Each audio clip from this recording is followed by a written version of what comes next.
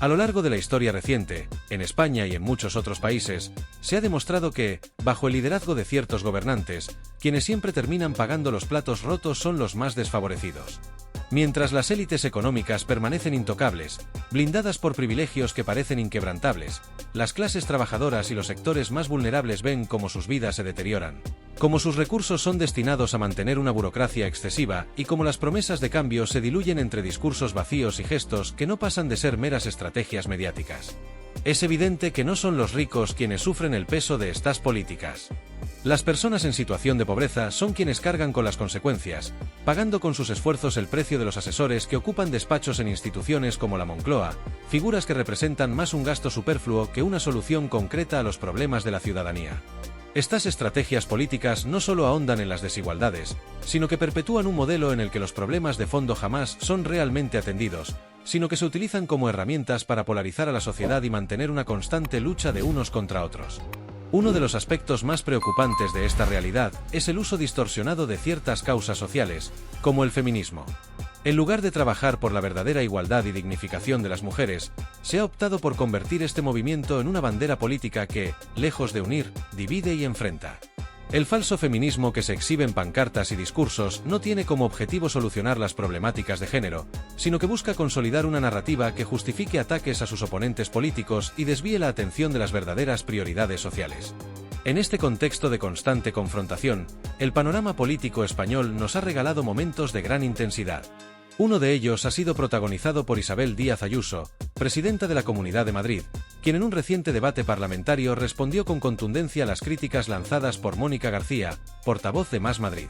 Este cruce de palabras ha generado un gran revuelo, no solo por la fuerza de los argumentos de ambas partes, sino por lo que representa, una lucha ideológica que trasciende el ámbito político para instalarse en el día a día de los ciudadanos. Mónica García no dudó en señalar a Ayuso como una enemiga de la libertad, acusándola de haber optado por unirse a corrientes políticas reaccionarias que, según ella, van en contra del progreso social. La portavoz de Más Madrid comparó a Ayuso con figuras internacionales como Javier Milei, argumentando que este tipo de posturas extremas alejan cada vez más a la presidenta de una parte de su electorado. Según García, los votantes que alguna vez confiaron en Ayuso no podrán perdonarle este giro político que, a su juicio, la convierte en una imitadora de ideologías que buscan retroceder en los avances logrados en los últimos años. La respuesta de Ayuso no se hizo esperar. Con su estilo habitual, caracterizado por la firmeza y la seguridad, defendió su gestión y cuestionó las críticas de García, a quien acusó de utilizar el debate parlamentario como un escenario para promover una narrativa victimista. Según Ayuso, sus políticas han estado orientadas a garantizar la libertad de los ciudadanos y a impulsar un modelo económico que permita a Madrid seguir siendo un motor para el resto de España. Sin embargo, las acusaciones en su contra no se limitaron a su gestión actual, sino que abarcaron diversos aspectos que han marcado su paso por el cargo. Uno de los temas más polémicos abordados durante el debate fue la gestión de la pandemia en la Comunidad de Madrid. García recordó los miles de fallecimientos en residencias de mayores, que, según sus palabras, ocurrieron en condiciones deplorables debido a protocolos que impedían que las personas recibieran atención médica adecuada. Estas muertes, afirmó García, no solo fueron trágicas, sino que dejaron una huella imborrable en las familias afectadas. A pesar de ello, denunció que Ayuso no ha tomado medidas para reparar el daño ni para evitar que algo similar vuelva a ocurrir. La precariedad laboral de las trabajadoras de los cuidados fue otro de los temas destacados. García criticó el modelo de residencias adoptado por la Comunidad de Madrid, al que calificó de insostenible y centrado en el beneficio económico más que en el bienestar de los mayores. Según la portavoz, este modelo perpetúa la precariedad de las condiciones laborales de quienes dedican su vida a cuidar de las personas más vulnerables, mientras que Ayuso no ha mostrado interés en promover cambios significativos que pongan la dignidad de las personas en el centro de las políticas sociales. Por si fuera poco, García también dirigió sus críticas hacia el sistema sanitario madrileño, que, según ella, se encuentra cada vez más privatizado. Señaló a empresas como el Grupo Quirón como beneficiarias directas de las decisiones políticas tomadas en la región, acusando a Ayuso de favorecer a ciertos grupos económicos en detrimento de la sanidad pública. Recordó que esta deriva hacia un modelo de colaboración público-privada comenzó con leyes aprobadas hace más de 2 décadas, pero se ha consolidado bajo el mandato de Ayuso, dejando a miles de ciudadanos con menos acceso a servicios esenciales. El debate entre Isabel Díaz Ayuso y Mónica García dejó entrever, una vez más, La profunda división que atraviesa la política española en la actualidad, marcada por tensiones ideológicas y ataques personales que poco a poco se han convertido en el centro de atención de las discusiones parlamentarias. Durante este intercambio, las alusiones directas no solo fueron recurrentes, sino que también adquirieron un tono especialmente ácido y personal, con García enfocando sus críticas hacia aspectos polémicos que, según ella, reflejan un gobierno más preocupado por proteger intereses privados que por atender las necesidades reales de la población. Desde el comienzo de su intervención, Mónica García no escatimó palabras para señalar lo que considera los errores más graves de la gestión de Ayuso. Sus acusaciones incluyeron menciones a presuntos contratos irregulares otorgados a empresas vinculadas a personas cercanas a la presidenta, una situación que, de ser cierta, pondría en duda la transparencia y ética de su gobierno. Estas denuncias, aunque no son nuevas, adquirieron un matiz de especial dureza durante este enfrentamiento, pues García no solo habló de irregularidades administrativas, sino también de lo que llamó el favoritismo descarado en el manejo de los recursos públicos. Según ella, esta conducta muestra un patrón preocupante que se traduce en políticas alejadas de los intereses de las clases trabajadoras y más centradas en beneficiar a una élite empresarial. García también trajo a colación un tema que ha estado en el ojo del huracán durante los últimos meses: las polémicas obras en la vivienda personal de Ayuso. Según la portavoz de Más Madrid, estas reformas no solo habrían estado rodeadas de irregularidades administrativas, sino que además habrían generado problemas significativos para los vecinos de la zona, incluyendo el cierre temporal de negocios cercanos debido a problemas derivados de las obras. Aunque este asunto podría parecer un tema menor en comparación con otras cuestiones de mayor calado político, García lo utilizó para ilustrar, según su perspectiva, cómo Ayuso prioriza su bienestar personal sobre el colectivo, algo que, en su opinión, refleja la esencia de su modelo de gestión. Por su parte, Isabel Díaz Ayuso respondió con contundencia, rechazando todas las acusaciones y calificándolas como un intento desesperado de la oposición por desacreditar su figura. Según la presidenta madrileña, estos ataques no son más que una cortina de humo diseñada para desviar la atención de la falta de propuestas concretas por parte de quienes se oponen a su gobierno. Ayuso se mostró especialmente crítica con el enfoque de García, argumentando que su discurso se basa en la demonización de las políticas de libertad individual y en una retórica que busca dividir a la sociedad en lugar de construir soluciones reales. En defensa de su gestión, Ayuso destacó los logros de su administración, subrayando que Madrid se ha consolidado como una de las comunidades autónomas con mayor crecimiento económico y generación de empleo en España. Según ella, su apuesta por la reducción de impuestos, la atracción de inversión extranjera y el apoyo al emprendimiento han sido claves para convertir a Madrid en un motor económico para el país. Estas declaraciones, sin embargo, no lograron apaciguar las críticas de García, quien insistió en que este modelo deja de lado a los sectores más vulnerables y perpetúa las desigualdades sociales. El debate también giró en torno al manejo de la pandemia, un tema especialmente sensible que García no dudó en abordar con dureza. Según la portavoz de Más Madrid, las decisiones tomadas por el gobierno de Ayuso durante los momentos más críticos de la crisis sanitaria estuvieron marcadas por la improvisación y la falta de sensibilidad hacia los sectores más afectados, particularmente los mayores en residencias. García recordó los llamados protocolos de la vergüenza, que, según ella, contribuyeron a la muerte de miles de personas mayores al negarles la derivación hospitalaria durante los primeros meses de la pandemia. Estas palabras, cargadas de emotividad, buscaron destacar lo que, en su opinión, fue una gestión deshumanizada y orientada exclusivamente a proteger intereses económicos. Ayuso, por su parte, defendió su actuación durante la pandemia, resaltando iniciativas como la construcción del Hospital de Emergencias Isabel Zendal, que, según ella, fue fundamental para aliviar la presión sobre el sistema sanitario en los momentos más críticos. También mencionó las ayudas económicas implementadas para proteger empleos y apoyar a los sectores más golpeados por la crisis, argumentando que estas medidas fueron esenciales para mantener a flote la economía de la región. Sin embargo, García desestimó estas justificaciones, calificándolas como propaganda vacía que no refleja la realidad vivida por miles de madrileños durante la pandemia. El intercambio no se limitó a las políticas sanitarias y económicas, sino que también abordó cuestiones sociales y culturales que reflejan las diferencias ideológicas entre ambas figuras. García acusó a Ayuso de promover un modelo que, según ella, perpetúa las desigualdades de género y ataca a movimientos sociales como el feminismo. En este sentido, señaló que las políticas de Ayuso no buscan dignificar a las mujeres, sino utilizarlas como arma política para desacreditar a sus opositores. Ayuso, en cambio, defendió su postura argumentando que su gobierno ha trabajado por la igualdad real, pero sin recurrir a lo que llamó feminismo de pancarta. El debate, que estuvo cargado de momentos tensos y declaraciones contundentes, no solo evidenció la polarización que domina la política española, sino que también sirvió como una radiografía de los desafíos que enfrenta la sociedad en su conjunto. Desde la falta de acuerdos en temas fundamentales hasta el uso recurrente de ataques personales, este enfrentamiento refleja las preocupaciones, esperanzas y frustraciones de millones de ciudadanos que buscan un cambio real en sus vidas. En definitiva, este debate no fue solo un choque de ideas, sino un reflejo de la complejidad y las tensiones que caracterizan el panorama político actual en España. Mientras Ayuso se posiciona como una defensora de la libertad individual y el crecimiento económico, García encarna una visión más centrada en la protección de los derechos sociales y la lucha contra las desigualdades. Esta dicotomía, lejos de encontrar puntos de encuentro, parece profundizar cada vez más las divisiones en la sociedad española, dejando en evidencia que el camino hacia un consenso real sigue siendo un desafío pendiente.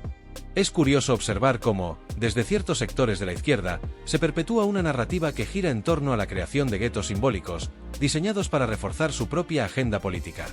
Lejos de buscar soluciones reales a los problemas de los ciudadanos, parece que su propósito principal es fomentar un clima de abandono y desesperanza en los barrios más vulnerables.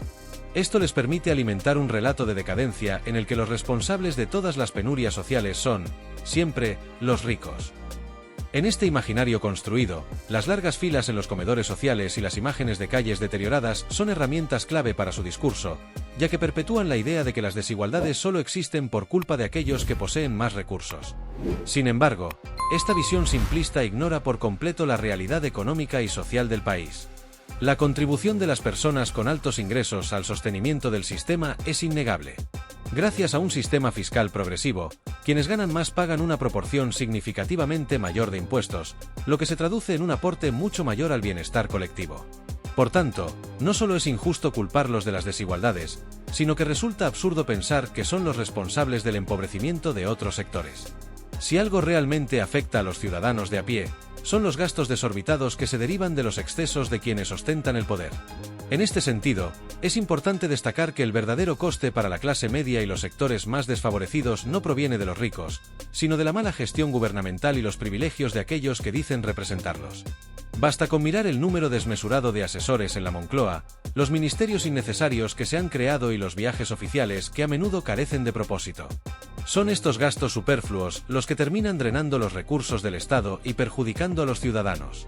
Por ejemplo, la propia vicepresidenta ha hecho uso del avión presidencial para desplazamientos personales, mientras el gobierno en general mantiene más de 1000 asesores y 22 ministerios.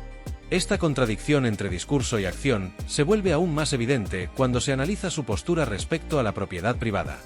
Desde estos sectores se critica constantemente a quienes poseen bienes o logran acumular riqueza, pero no aplican los mismos estándares a sus propios miembros. Un caso emblemático es el de un concejal de Más Madrid, que posee 6 propiedades inmobiliarias. La doble vara de medir es clara: lo tuyo es mío, y lo mío es solo mío, parece ser la máxima bajo la que operan.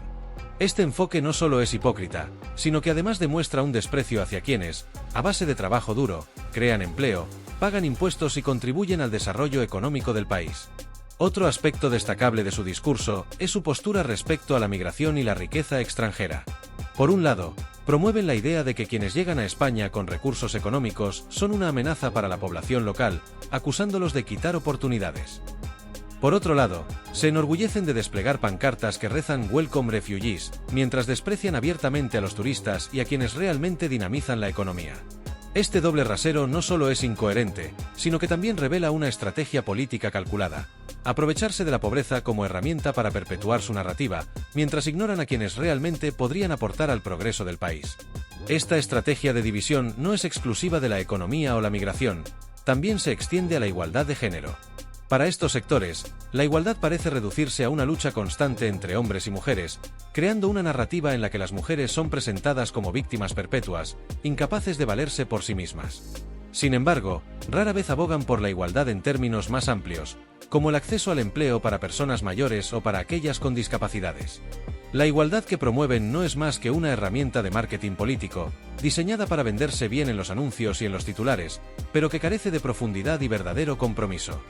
La hipocresía de ciertos sectores de la política y la sociedad es cada vez más evidente y descarada, especialmente cuando se observa su silencio ante situaciones de injusticia flagrante que ocurren fuera de nuestras fronteras. Este silencio, que contrasta con sus discursos públicos de supuesta defensa de los derechos humanos y la igualdad, es una de las contradicciones más notorias de nuestro tiempo. En muchos países, como Afganistán, las mujeres son víctimas de un sistema profundamente opresivo que les niega derechos básicos como la educación, la participación política e incluso la posibilidad de hablar en público. A pesar de la gravedad de estas situaciones, aquellos que enarbolan la bandera de la igualdad y la justicia social optan por callar cuando estos casos no se alinean con sus intereses ideológicos o políticos. En Afganistán, por ejemplo, las mujeres han sido sometidas a un régimen que busca borrarlas de la vida pública. No se les permite trabajar, estudiar ni expresarse libremente. Estas medidas, además de ser inhumanas, representan un retroceso de décadas en la lucha por los derechos de las mujeres en el mundo. Sin embargo, los mismos sectores que se autoproclaman defensores de los derechos de las mujeres en países occidentales han decidido mirar hacia otro lado. ¿Por qué ese silencio? ¿Por qué no hay manifestaciones masivas, campañas internacionales o declaraciones contundentes para condenar estas atrocidades? El caso de Irán es igualmente revelador. En este país, miles de mujeres han salido a las calles, arriesgando su integridad física y su vida, para protestar contra un régimen que las oprime brutalmente. Muchas de ellas han sido encarceladas, golpeadas y asesinadas simplemente por atreverse a exigir derechos fundamentales. Pero, una vez más, las voces que suelen ser ensordecedoras en su defensa de los derechos humanos han optado por un silencio cómplice.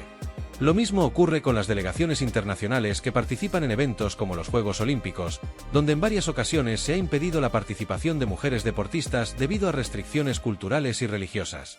Este tipo de discriminación debería generar un rechazo unánime, pero en lugar de ello, ha sido recibido con una indiferencia que resulta tan alarmante como reveladora. Este patrón de silencio no es casual ni fortuito. Responde a una estrategia deliberada que busca proteger ciertas alianzas políticas y culturales, incluso a costa de sacrificar los valores de igualdad y justicia que dicen defender. Para estos sectores, parece que la opresión solo merece ser condenada cuando es políticamente conveniente hacerlo. Cuando no lo es, optan por la omisión, demostrando que su compromiso con los derechos humanos no es más que una fachada. Esta doble vara de medir no solo traiciona a las personas que más necesitan apoyo, sino que también erosiona la credibilidad de los discursos de igualdad y justicia social en los que tantas personas creen. Mientras tanto, la ciudadanía observa y toma nota.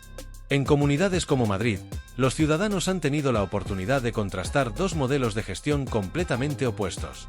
Por un lado, un modelo que apuesta por la libertad individual, el crecimiento económico y la creación de oportunidades para todos.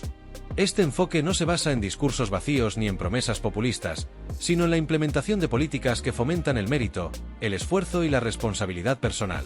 Por otro lado, está el modelo que perpetúa la dependencia, el estancamiento económico y la división social, utilizando la pobreza como una herramienta política para mantener el poder. En los últimos años, los resultados electorales han dejado claro que la ciudadanía está cansada de las promesas vacías y de los discursos que fomentan el resentimiento y la división. Cada vez más personas están apostando por un modelo que prioriza la creación de riqueza, el desarrollo económico y la igualdad de oportunidades reales. Este cambio en las preferencias de los votantes no es casual. Es el resultado de una creciente frustración con un sistema que ha fallado en cumplir sus promesas y que, en lugar de ofrecer soluciones reales, se ha limitado a perpetuar las mismas dinámicas de confrontación y dependencia. Sin embargo, no podemos ignorar que todavía queda mucho por hacer. La política no puede seguir siendo un espacio donde las palabras tengan más peso que las acciones. Los ciudadanos deben exigir un cambio real, un modelo de gestión que sea coherente con los valores de libertad, justicia y equidad. Esto implica abandonar las estrategias basadas en la polarización y centrarse en políticas públicas que generen un impacto positivo en la vida de las personas. No se trata de demonizar a quienes, gracias a su esfuerzo, dedicación y visión, han logrado prosperar. Tampoco se trata de fomentar una narrativa de enfrentamiento que divida a la sociedad en grupos antagónicos, como si el éxito de unos dependiera necesariamente del fracaso de otros. Esa forma de pensar no solo es injusta, sino que también es profundamente perjudicial para el progreso colectivo. Más bien, el objetivo debe ser construir una sociedad en la que todos tengan las herramientas y las oportunidades necesarias para alcanzar sus metas, independientemente de su origen, nivel económico o situación personal. Este planteamiento exige, sin duda, un compromiso real con la meritocracia. La meritocracia, entendida como un sistema en el que el talento, el esfuerzo y el trabajo duro son los principales factores que determinan el éxito, es una de las bases más sólidas para el progreso social. Es un modelo que incentiva a las personas a dar lo mejor de sí mismas y a contribuir al bienestar común.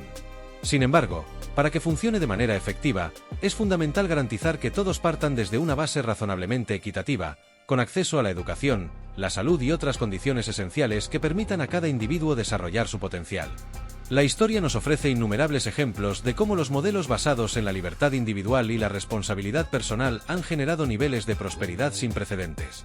Países que han abrazado estos principios, combinándolos con instituciones sólidas y un Estado de Derecho eficiente, han logrado no solo mejorar las condiciones de vida de sus ciudadanos, sino también reducir la pobreza y ampliar las oportunidades para todos. En lugar de demonizar estos enfoques, deberíamos estudiarlos con detenimiento, aprender de ellos y adaptarlos a nuestras propias circunstancias. Por desgracia, en muchas ocasiones, los discursos políticos se centran en fomentar divisiones artificiales. Se utiliza la retórica del nosotros contra ellos para ganar apoyo, creando una narrativa en la que el éxito es visto como algo que debe ser castigado o controlado, en lugar de celebrado y emulado.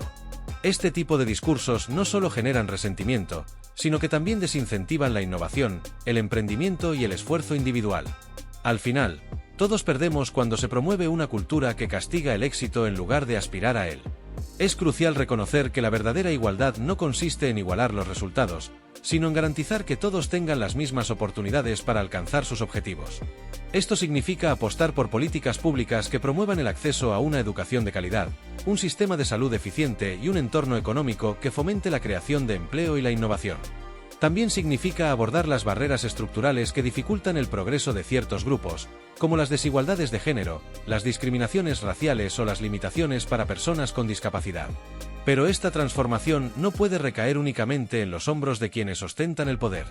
La construcción de una sociedad más justa y próspera requiere la participación activa de todos los ciudadanos. Cada individuo, independientemente de su posición en la sociedad, tiene un papel que desempeñar. Desde el empresario que decide invertir en su comunidad y crear empleos, hasta el docente que inspira a sus estudiantes a alcanzar su máximo potencial, todos contribuimos al tejido social y económico que sustenta nuestra convivencia. Es igualmente fundamental que la ciudadanía exija a sus líderes políticos una mayor coherencia y responsabilidad. No podemos permitir que los intereses partidistas o las agendas ideológicas obstaculicen el desarrollo de políticas que beneficien al conjunto de la sociedad. Es hora de que la política deje de ser un campo de batalla de enfrentamientos estériles y se convierta en un espacio de diálogo constructivo, centrado en resolver los problemas reales de las personas. Además, debemos tener en cuenta que el progreso no puede lograrse sin una visión a largo plazo. Las soluciones inmediatas y populistas, aunque puedan parecer atractivas en el corto plazo, suelen ser insuficientes para abordar los desafíos estructurales que enfrenta nuestra sociedad.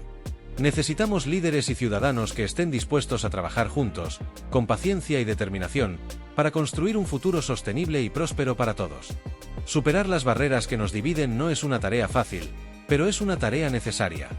Requiere un cambio profundo en nuestra forma de pensar y actuar, tanto a nivel individual como colectivo. Implica abandonar las narrativas de enfrentamiento y adoptar un enfoque basado en la colaboración y el respeto mutuo. Implica reconocer que, aunque nuestras circunstancias individuales puedan ser diferentes, todos compartimos el deseo de vivir en una sociedad en la que reine la justicia, la prosperidad y la igualdad de oportunidades. En última instancia, la verdadera fortaleza de una sociedad reside en su capacidad para aprovechar el talento y el potencial de todos sus miembros. Cuando creamos un entorno en el que cada persona tiene la oportunidad de dar lo mejor de sí misma, no solo beneficiamos a los individuos, sino que también fortalecemos a la comunidad en su conjunto. Este es el camino hacia un futuro verdaderamente inclusivo y próspero, un futuro en el que todos podamos prosperar, no a pesar de nuestras diferencias, sino gracias a ellas.